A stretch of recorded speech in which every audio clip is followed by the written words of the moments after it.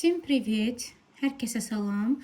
Bu günlərim rus dilində dательный padejdən danışırıq. Yəni rus dili hallanmasında 3-cü padej olan dательный padejdən danışırıq. Azərbaycan qrammatikasındakı ismin hallanması ilə, yəni bu hallanmanı qarşılaşdırmaq, rus dilindəki, rus qrammatikasındakı ismin hallanmasını qarşılaşdırmaq düzgün deyil, tamamilə fərqlidirlər. Dательный падеж, 3-cü padejimiz olan dательный падеж, kamu, çimu suallarına cavab verir. Kimə, nəyə, yönlənmədir.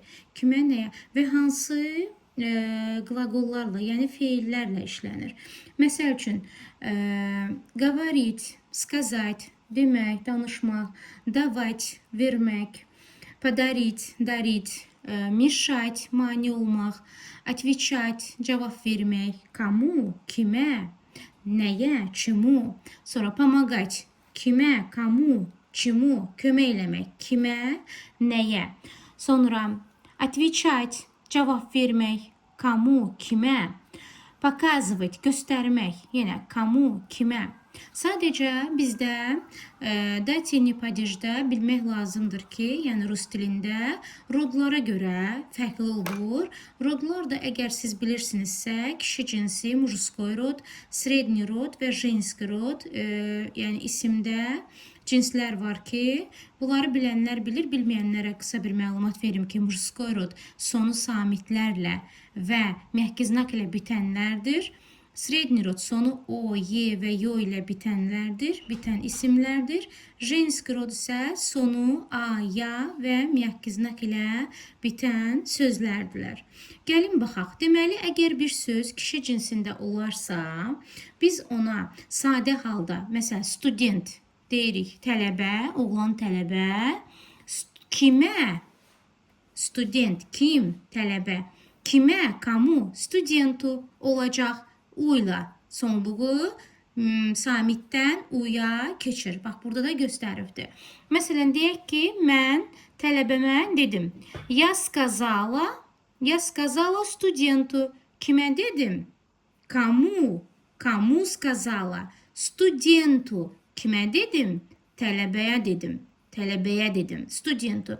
Nə zaman yu olur? Sonu məhki znak ilə bitən zaman. Məsələn, prepodavatel, учитель, müəllimdir. Prepodavatel də müəllimdir. Məsələn, müəllimə dedim. Я сказала, mən сказала deyirəm keçmiş zamanda.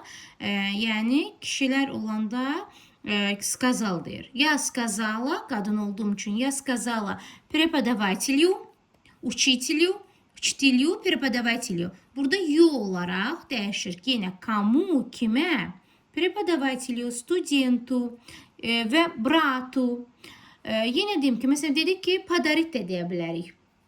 Ana oğluna qələm hədiyyə etdi və yaxud da ana oğluna saat hədiyyə etdi.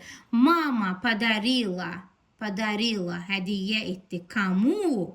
Sını, burada sın yoxdur. Sın kişi cinsidir və sonunu u əlavə edir. Mama padarila sını, mama padarila sını çası. Ana oğluna saat hədiyyə etdi. Sonra, məsələn, getmək də var da burada. Поехать, например, помогать, getmək, qardaşa kömək etmək, oğluma kömək etmək. Помогать студенту, tələbəyə kömək etmək. Помогать bratу, qardaşa kömək etmək. Помогать sını, oğula kömək etmək. Примерно, məsəl üçün, kimə, kamu? Женский rodda işləsək, deyərik ki, sestra olacaq, bacı olacaq sestre, şkola, şkole. Mать, materi, doç, doçeri olacaqdır. Məsəl üçün, necə deyə bilərik? Deyək ki, например, bir cümlə deyək ki, поехать к сестре, bacıma getmək. Я отвечаю сестре. Kimə? Kamu? Sestre, bacıma cavab verirəm. Вот так, baxın belə. Orta cinsdə kişi cinsi kimi dəyişir. Yəni sonu aknu, mori olacaq, dəyişəcək. Zdani, zdanyu olacaq.